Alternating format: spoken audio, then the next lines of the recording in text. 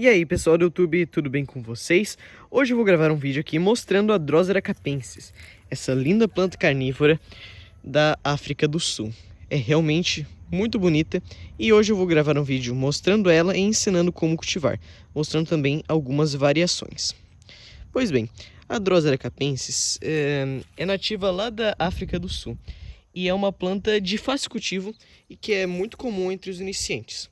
Ela, por viver num solo que tem uma baixa quantidade de nutrientes, é um solo extremamente pobre em nutrientes, ela se desenvolveu e evoluiu para pegar os seus nutrientes dos insetos. Exatamente, ela captura os insetos, assim como aqui, moscas capturadas pela planta por meio dessas cerdas que secretam a mucilagem, como vocês podem ver.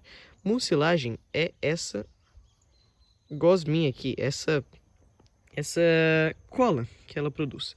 Uma vez que o inseto fica preso ali, ela vai começar o processo de digestão.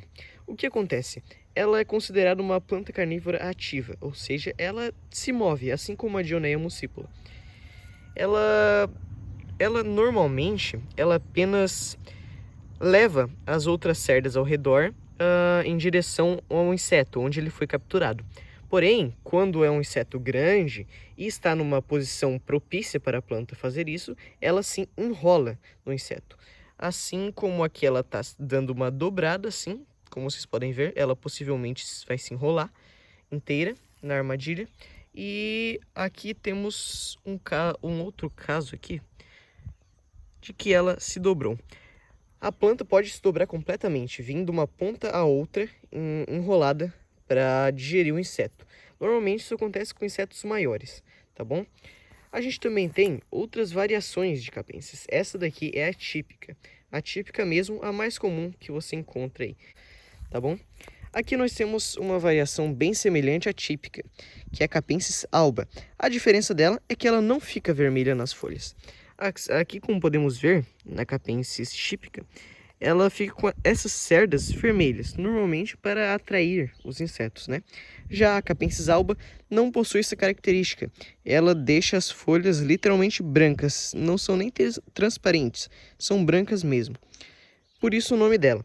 Ela cresce, tem o mesmo modo de cultivo e cresce tão bem quanto a típica.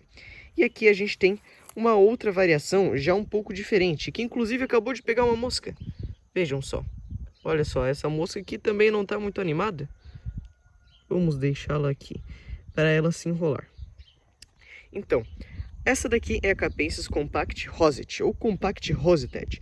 Não sei exatamente qual o nome. Tem gente que escreve compact roset e tem gente que escreve compact roseted. Como vocês podem ver, ela é sim diferente da capensis. Ela possui a mesma da capensis típica. Ela possui a mesma coloração, como vocês podem ver, também fica vermelha nas folhas, uma linda coloração, né? Porém, ela não cresce tanto quanto a capensis. Essa planta aqui já é uma planta de idade avançada e já é adulta. Claro, essa é mais velha. Porém, essa daqui também, se fosse uma típica, já teria alcançado o mesmo tamanho das armadilhas. A diferença da compact roset ou compact roseted é que ela produz as armadilhas mais largas, porém mais curtas, formando literalmente uma roseta compactada. Daí vem o nome. É uma variação, não é uma outra espécie, é uma variação da capensis que a gente conhece, tá bom? Como vocês podem ver, ela cresce bem semelhante à capensis, porém menor. Aqui temos uma outra mudinha dela, que desde cedo já apresenta as folhas mais largas. Essas são as características da Drosera capensis compact roset. Todas essas se enrolam em suas presas, digamos assim, que capturam, tá bom? Além dessas variações que eu estou mostrando aqui, existem outras, como a capensis giant, que fica com armadilhas bem mais compridas. Temos também a capensis red, que fica praticamente toda vermelha. Temos a capensis wide leaf, que possuem umas características diferentes, não vou saber explicar agora. Também temos alguns clones selecionados, como a Hércules, entre outros. A reprodução dessas plantas pode ser feita por meio da semente, quando a planta solta a haste floral das flores que se autopolinizam, obtém-se as sementes, que dão origem a novas plantas diferentes da original. Podem vir com alguma mutação, como uma planta variegata. Não é tão comum nas capenses, porém existe sim. Ou por meio da clonagem também pode se reproduzir. Sim, pela clonagem. Este método pode ser feito por meio do leaf cutting, ou seja, pegar uma folha, cortá-la e colocá-la no substrato, né, úmido.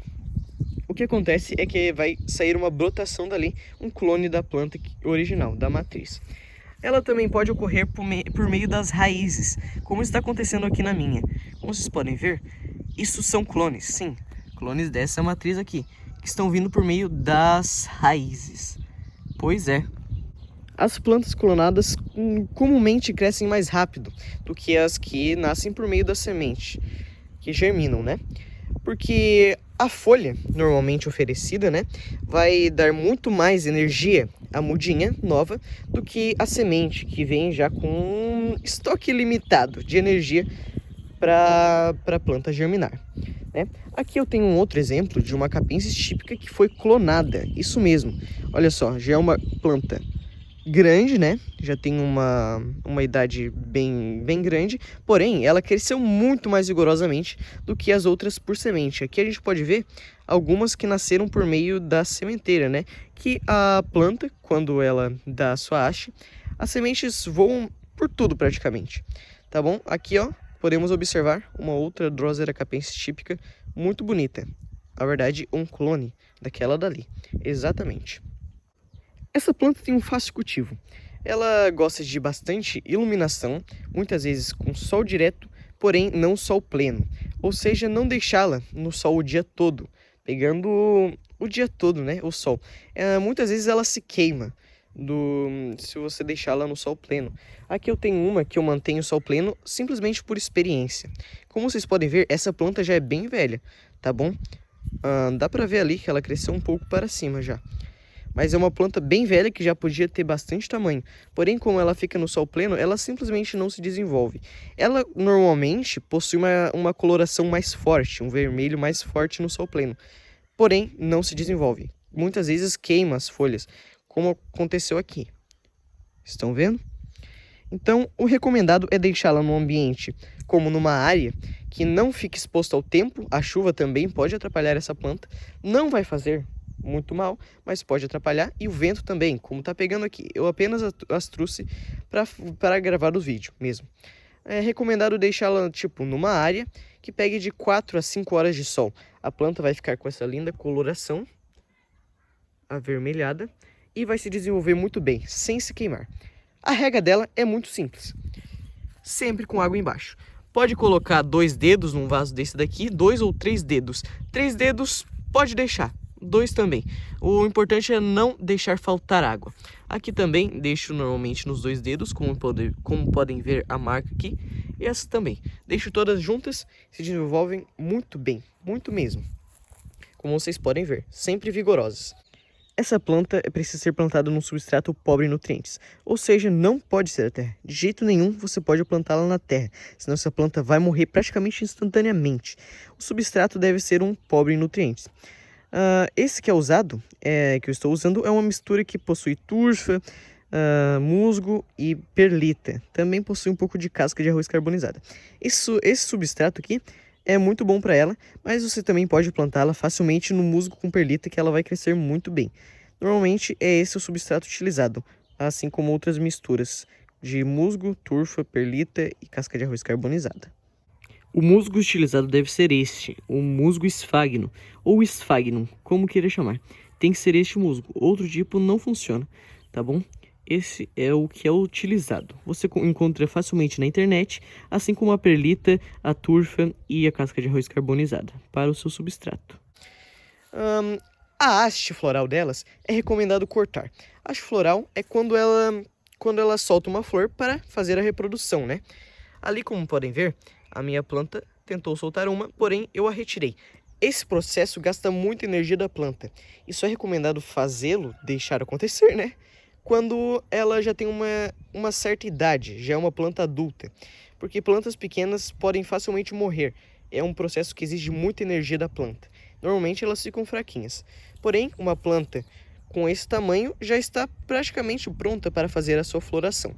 Eu já deixaria uma dessas dar sua flor e soltar sementes. Essa planta, à medida que vai crescendo, ela começa a virar praticamente um coqueiro carnívoro em tamanho reduzido. O que acontece é que as folhas velhas começam a secar, como aqui, e são deixadas para baixo, e a planta vai crescendo para cima. Consequentemente, ela cria essa espécie de tronco aqui, entre aspas, que ergue a planta e deixa ela parecendo um coqueiro, realmente muito bonita. Quanto mais velha, mais bonita essa capensis fica. Realmente muito interessante, lembra um coqueiro carnívoro e sempre vigorosa. Ela também costuma soltar essas essas raízes aéreas, como vocês podem ver aqui, que vem do tronco, né? Essa espécie de tronco, porém nem sempre ela tem sucesso, como aconteceu aqui. Não conseguiu alcançar o solo e acabou secando.